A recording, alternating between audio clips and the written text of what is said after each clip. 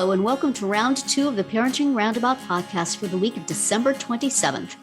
All this week, we are revisiting some of our favorite podcast episodes from 2021, and round 2, where we talk about TV, movies, books, and other entertainment topics, is no exception. We both really loved the movie CODA, so we're going to share our discussion of that movie about the hearing child of deaf parents for you again. And to go with it, our chat about an episode of TV that also showcased a deaf character, episode 7 of Only Murders in the Building, The Boy from 6B. One uplifting, one kind of creepy. The movie CODA on Apple TV. Is it Apple TV Plus? Do we say the plus? Or is it just I think Apple we say TV? the plus. I don't. Okay, on Apple TV Plus. It was actually a movie that was at Sundance, and I think won some awards there. And in my head, I think of things that I watch on streaming services are going to be like an hour and 45 minutes, because that's like what a 2-hour thing is there. But this was actually an actual movie, so it was about 2 hours. And really, really lovely. I just liked it so much. So well done, so beautiful, and had me crying at the end. And it's about a high school senior who is the hearing child of deaf adults. Child of deaf adults, I guess, is what CODA stands for.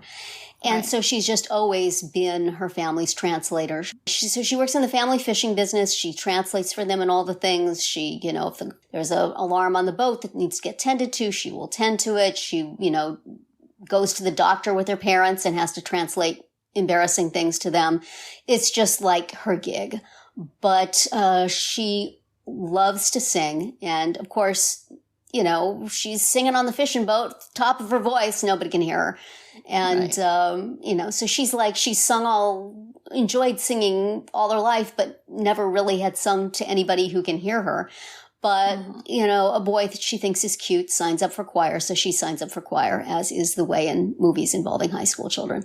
And it turns out, of course, that she has a gorgeous voice, which we've heard up till then, but nobody in the thing. And her choir teacher sort of takes her under his wing and inspires her to, increase her technique and to sing in, more in professional sounding ways, and talks to her about getting a scholarship at the Berklee College of Music, and then he'll help tutor her. But of course, then she's conflicted between her responsibilities to her family, who don't, as one might imagine, particularly value singing, and, what she wants to do as her dream, because it's a movie about high school children.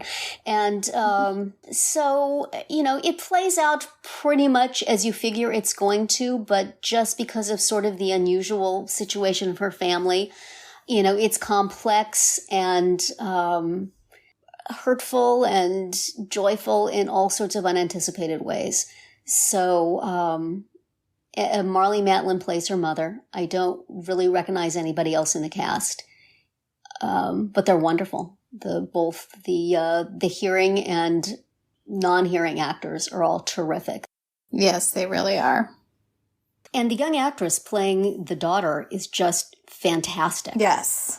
Her name is Emilia Jones, and boy, this should make her a star. She was just extremely natural singing all throughout, and all the different things she was asked to do. She always seemed like exactly what that young woman would be.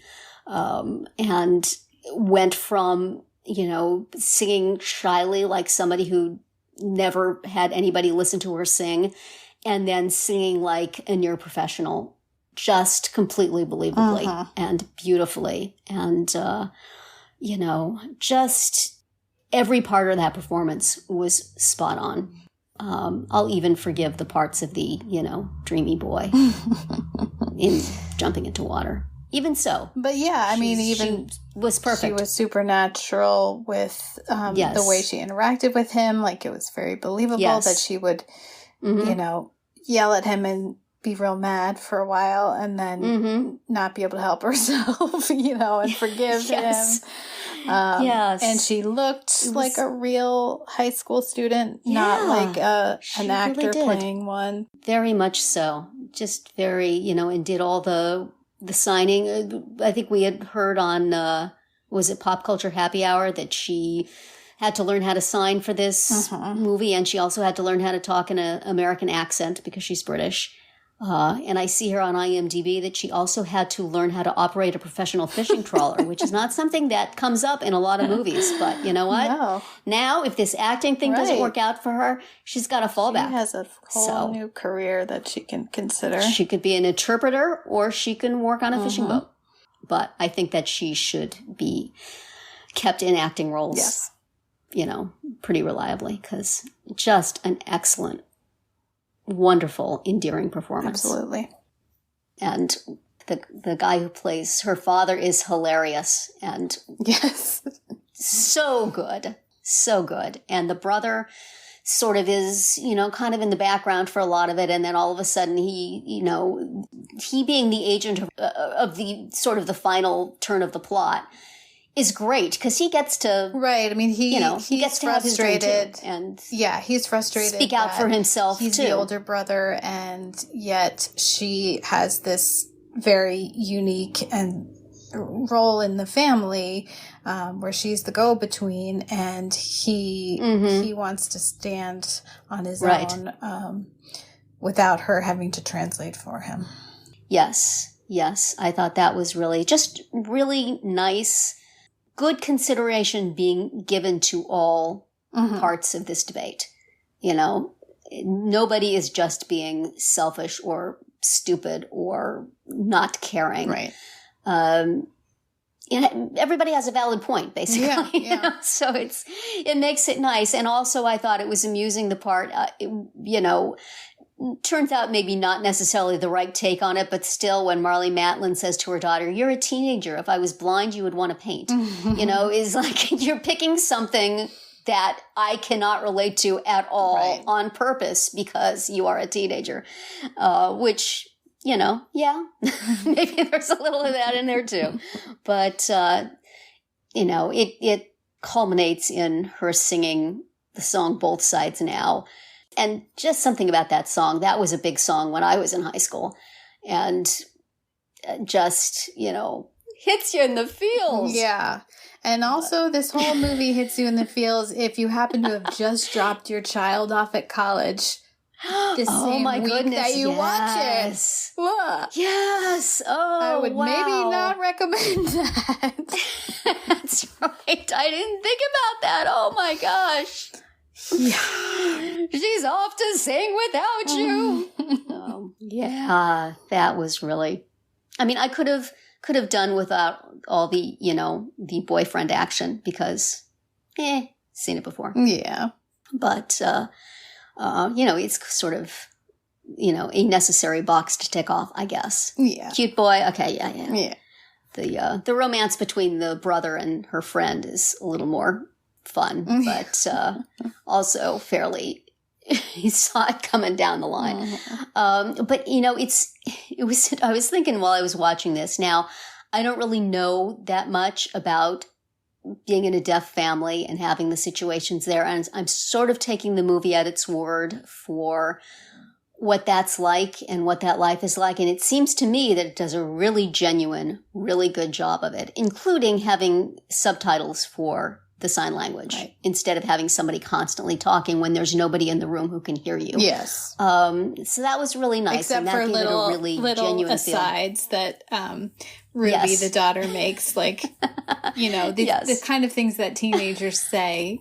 And in this case, she can get away with a lot more because no one can hear. Exactly. That was so funny and so cute and seems so real. Yes. Thing is, I have been in a high school choir. And I have questions. Yeah.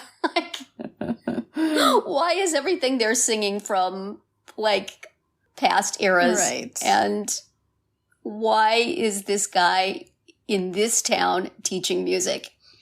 I'm glad you're good at it, sir, but this doesn't look like it's the top of the music teacher food chain.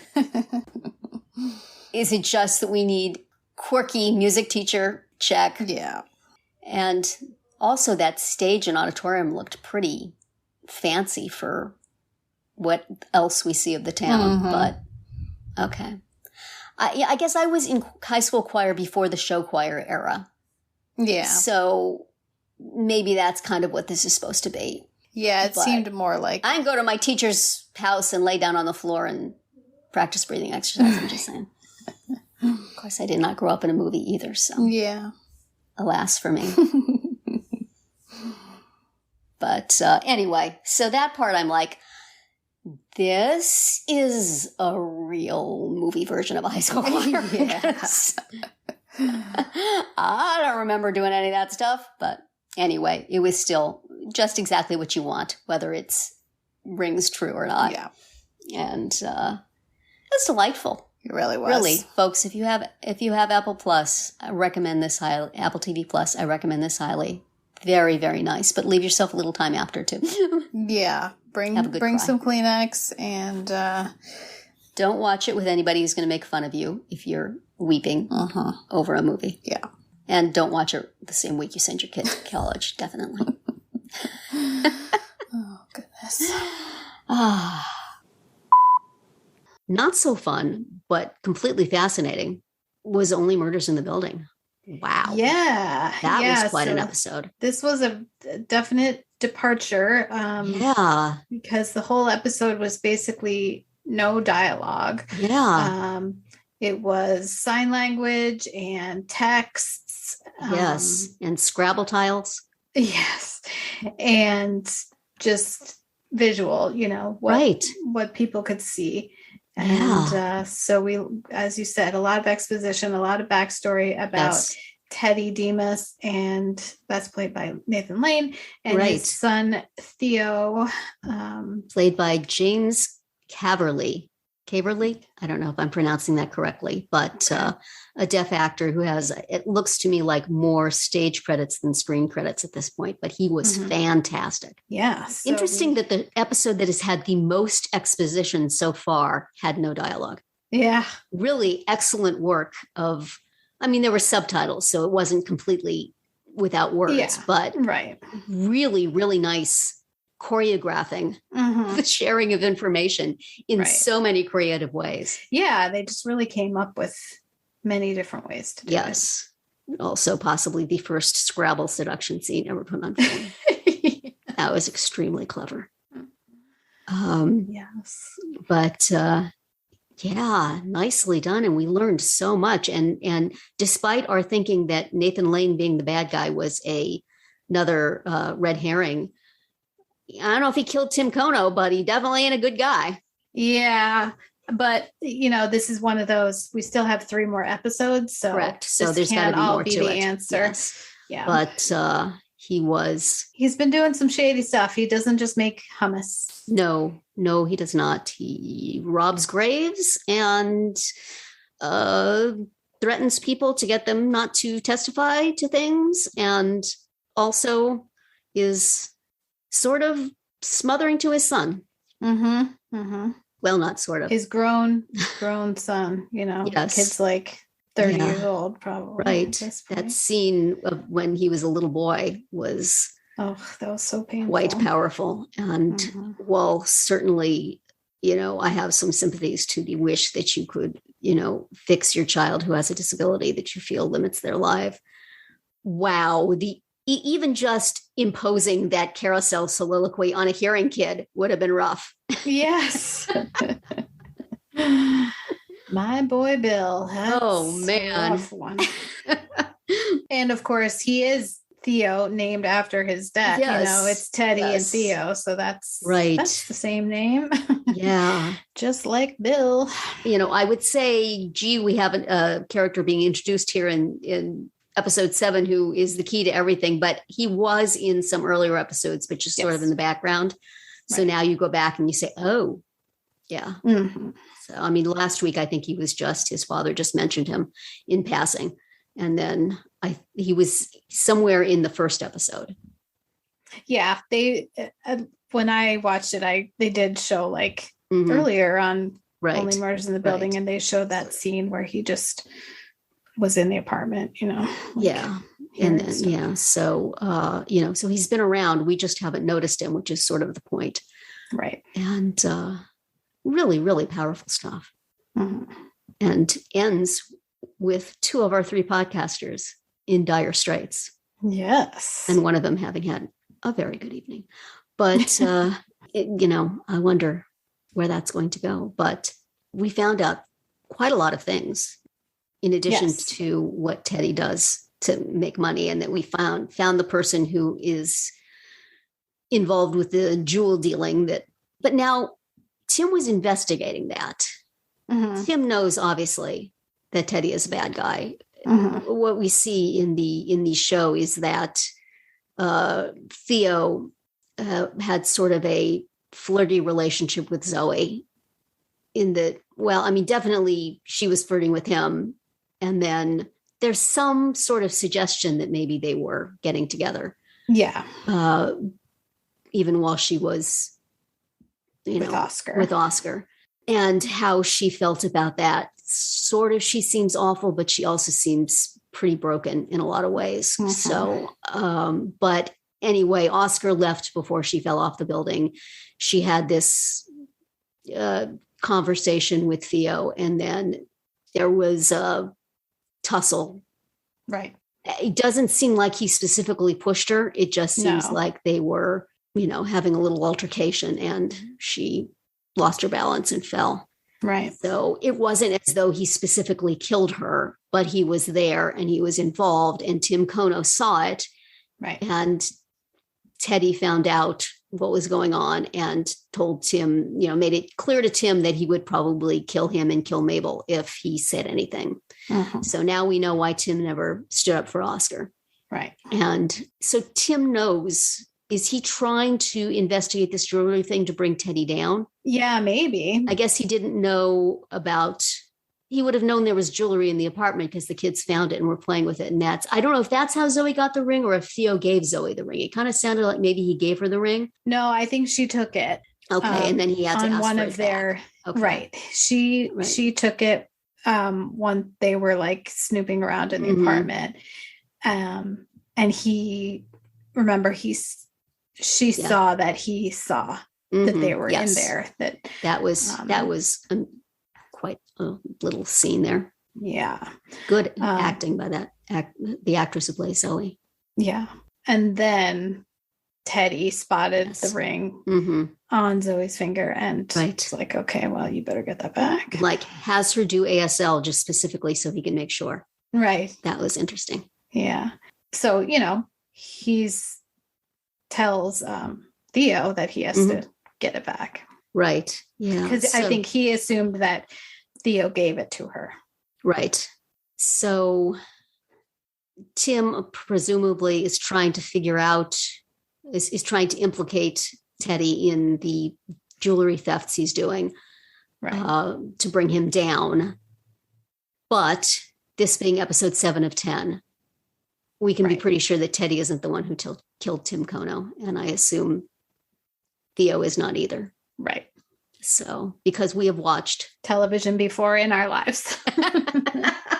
It's like the suspect they find at the half-hour mark of the 1-hour detective drama is never the person. Never the one. That's right. The person in the Agatha Christie novel at about page 45, also not the person. So it's too soon. That's right. But certainly Teddy is not a good dude. Yes. But it is fun to watch Nathan Lane and his terrible mustache. Like, you sort of felt like, boy, Nathan Lane's just picking up a paycheck for this thing. He's just going to show up now and then. I guess they're, just using whatever New York actors happen to be around. Right. But wow, he actually has a part. Good for him. Mm-hmm. It's not like Martin Short's part in Schmigadoon where he popped up one time and had his name in the credits for the entire thing. That was like 10 seconds. Wow. Yes. No, Nathan Lane actually has him a role. Good for you, man. Mm-hmm. And doing very well with it because he seemed perfectly harmless up until now. Right. It's very, very interesting the way, and the way they used the deafness to change the way they do the exposition was really interesting. Although I did struggle to believe that Theo was so good at reading lips. He could do it with binoculars through a window. With binoculars through the window across the courtyard. He's been practicing for a long time. And like they all just happened to turn and face the window when they were speaking. Like, yeah, okay. But still. Yeah, that was pushing it a little bit. The other thing that was hard about this episode for me was it's not a good episode to have to watch on a computer screen that is not clean if there is any sun in the room at all. Because I couldn't see I had to like change computers and go to a different part of the room, change to a cleaner screen. Part of the room and like shade it with my hands to be able to see all these subtitles. You need to be able to see everything. Yeah. Not just the subtitles and the text messages. And the Scrabble board, everything. Right. And then the thing at the bottom that shows how much time is left kept popping up and I couldn't get rid of it. It was right over the subtitles. And I'm like, wait, no, stop. I had to keep rewinding. Yeah. So it was difficult on that scale, but worth the trouble of rewinding and watching again because very, very good acting and very, very interesting ways to, demonstrate things. Yeah. Nicely done show. Mm-hmm. And so very happy that they had a deaf actor playing a deaf character. Oh yeah, for sure. So, which is the way it should be. The way it should be. So we leave Oliver and Mabel tied up in the back of Theo's van, driving to who knows where. Driving somewhere. And Steve Martin having unlocked Tim Kona's phone. Yes. So a few steps forward, a few steps. Dun, dun, dun. And that's going to be it for our round 2 today. Please subscribe to our Parenting Roundabout podcast so you won't miss any of our episodes. We have something new for you every weekday. As always, you can find recaps, links, and an opportunity to comment on our website at parentingroundabout.com. Goodbye, Catherine. Bye, Terry. Bye, everybody.